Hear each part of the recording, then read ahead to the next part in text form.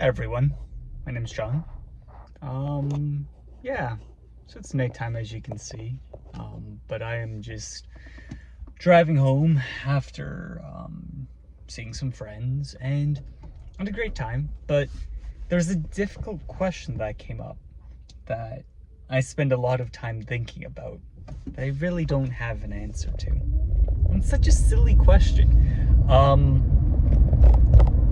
And we'll get into why it's difficult for me later. But the question is, if you were something, which something would you be? So in this case, it was, if you had to be someone from the show Avatar: The Last Airbender, who would you be? And I've always really disliked this sort of question because I can never answer it.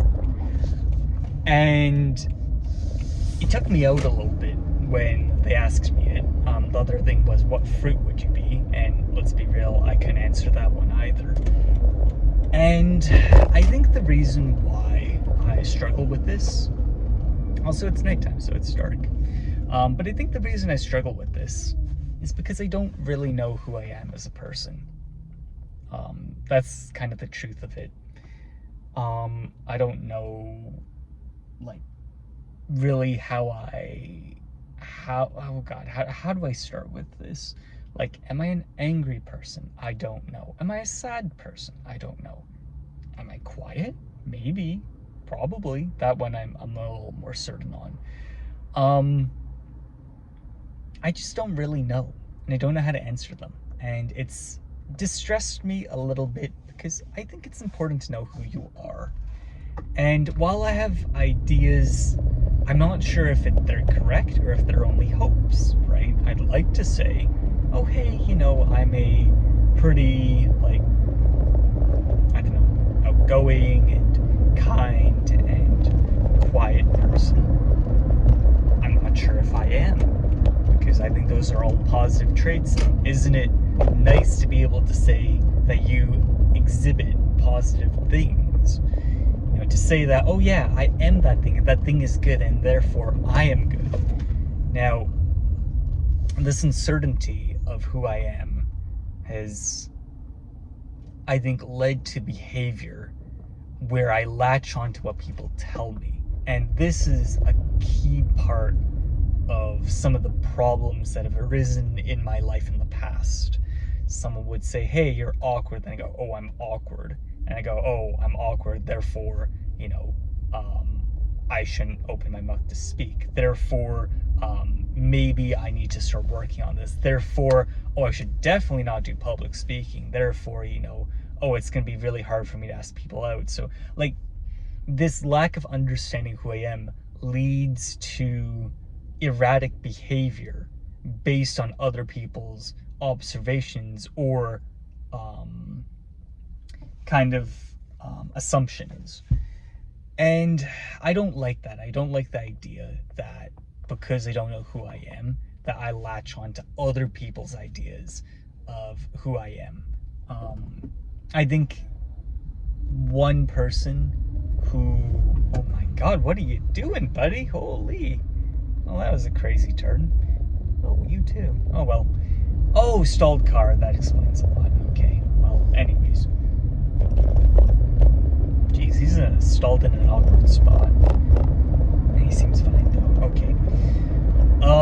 Anyways, where was I?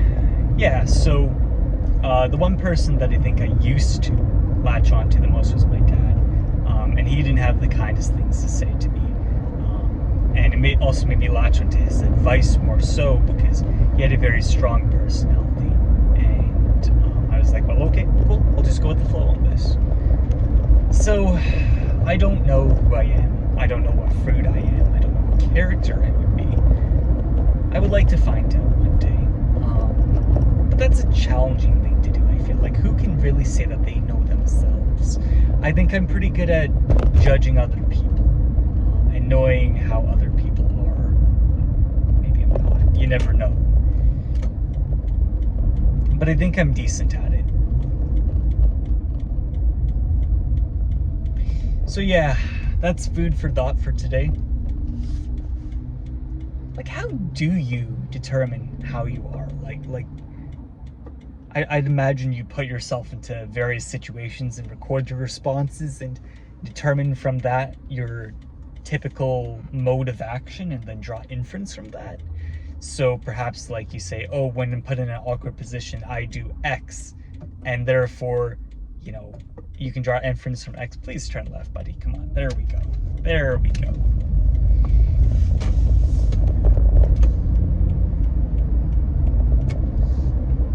I'm not sure how actually doable that would be, though. Like, because you'd have to systematically record your actions on a massive scale to have a good sense of data, and that'd be challenging, if not downright impossible, unless I walk around with a notepad and be like, oh my god, this happened and I did this, and just write it stuff down throughout the day.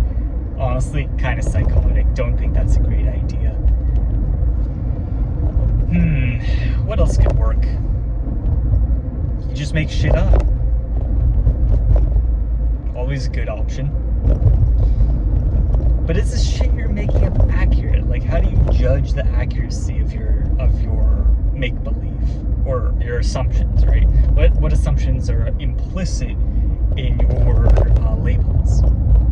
Like, I think everyone on the planet would like to think that they're a good person, that they're a smart person, you know, that they're correct about things. I think everyone on the planet would love to be those three things: correct, good, and smart. Now, the truth is, most people are not those three things, you know, or at least not fully those three things, because everyone to some extent is good and smart and capable. It just depends, you know. Some people are more capable in some fields than others. Some people are more capable in a broader number of fields than others. And so when talking about yourself, like, how can you be sure that you're free of bias, that you're making, you know, accurate kind of predictions about yourself? Now that's challenging. One thing I know I am is analytical. I'll give myself that. And I know that I have a tendency to analyze, but you know, I think part of that, and wow, we're really rambling here, but let's go with the flow. Part of the reason that I overanalyze is that I'm often out of my head. You know, like today I had a great time with my friends. It was 9 hours together, actually closer to 10. Oh god, it's more like 10 and a half, because I drove a friend as well. And when my social battery gets drained, even with these friends who I hang out with frequently and have known for years, when my social battery gets drained, I'm knocked out of it. I'm out of it. You know, I fly back out into space, because my natural sort of position is to be a space cadet. That's kind of my natural inclination. And so it takes a lot of energy to drag myself down and be present. And so when I'm tired, I lose focus. I kind of, you know, lose my sharpness and lose my wit. It becomes very hard to make quips and jokes, and I'm just kind of like there, and I'm like, yeah, man, you say stuff and I'll listen, and I'll take like 4 times longer to understand it, or I'll listen but it won't be understanding. That's another difficulty sometimes. Happened today. It's okay. I forgive myself. Frankly, there's not a lot to forgive. It's just how I am.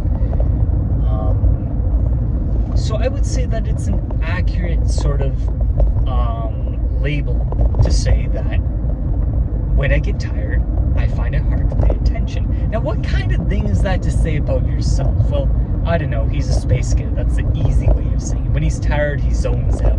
I guess that's a more natural way of saying it. Okay, so now we have 2 assumptions, right? Analytical, when I'm here, maybe because I'm trying to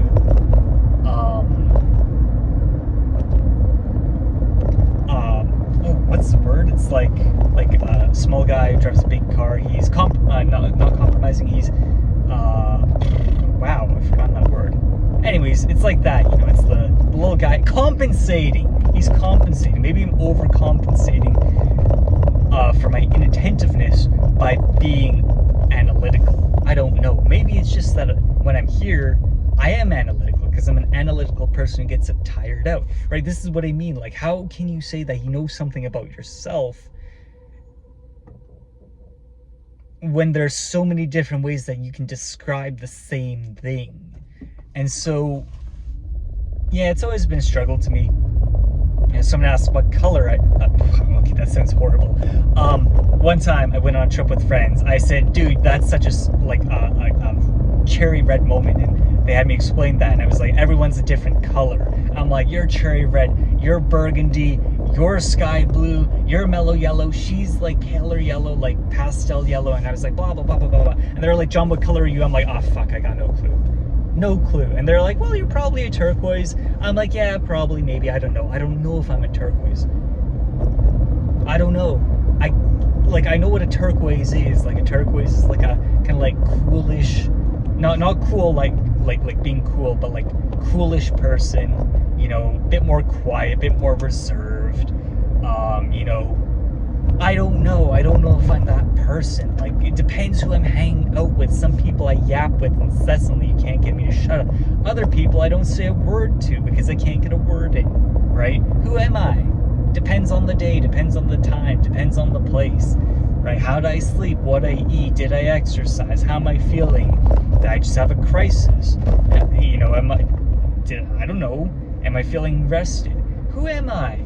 I don't know. I can't answer that question. Part of me wishes that I had a strong personality. A while back, I had a bit of dysphoria. I was like, what if I could be like this? And it was someone who had extremely strong personality, like a very forceful personality is what I was thinking of. And it was very enticing. It was very tempting because that person could bend the world to their will, and the world had no influence on them. They were always themselves, and I think that was the draw. And to some extent, like, even to this day, I wonder, like, hey, like, you know, if you could be that type of person, the uncompromising type of person who is always himself, who is stronger than anyone, would you do it? I love that, but I'm not that type of person. I consider so much. I have to think about things. Like, I can't process immediately. And so I'm not that type of person, and I can't be that type of person. And, you know, I also, you know, got rid of the dysphoria because, like, frankly, I'm not that type of person. I recognize that. And I realize I'm going to figure out myself, and, you know, everything else has nothing to do with it.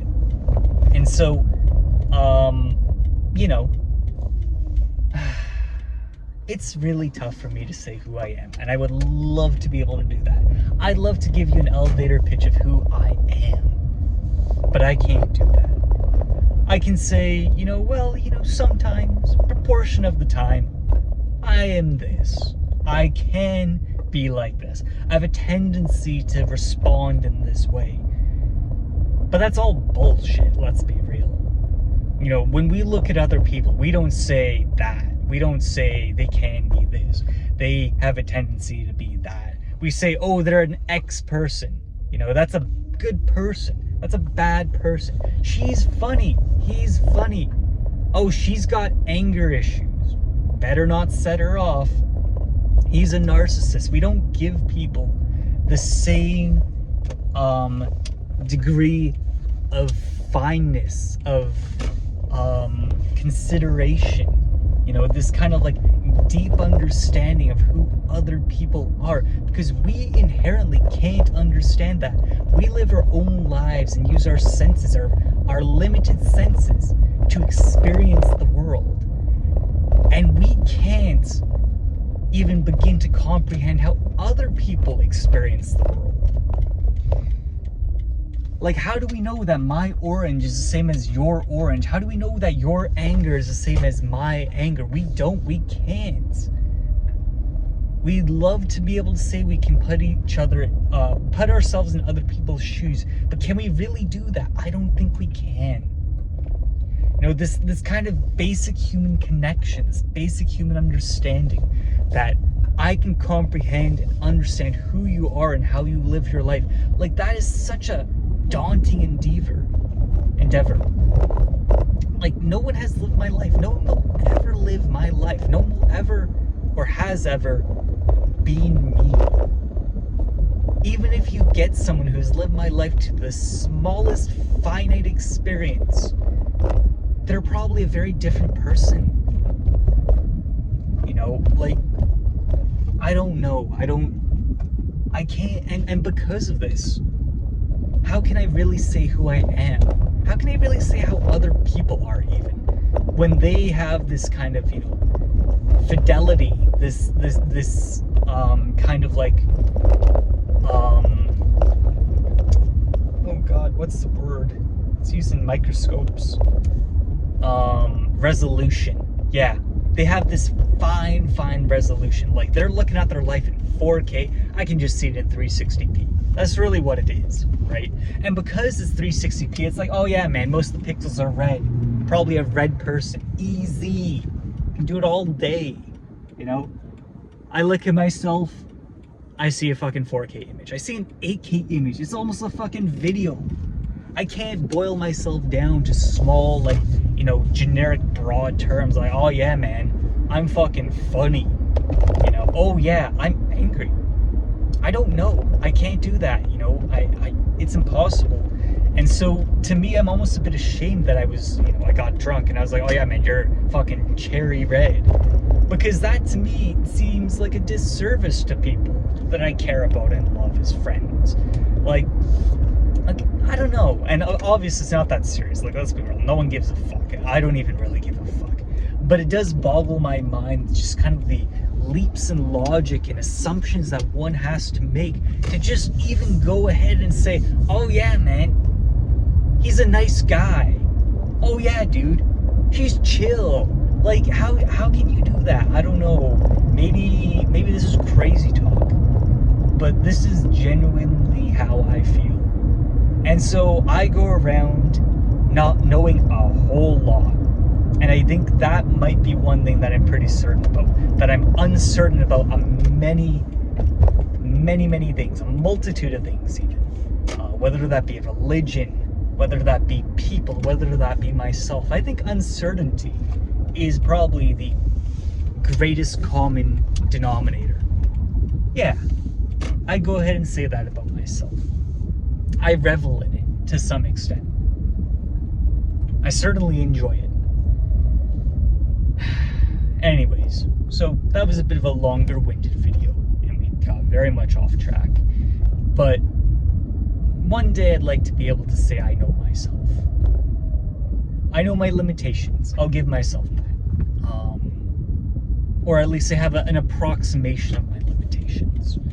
I know that I'm not entirely stupid because, you know, like, I have an education and I have a brain that analyzes and thinks and reflects, and I think that that's probably a good sign of someone who's not entirely stupid.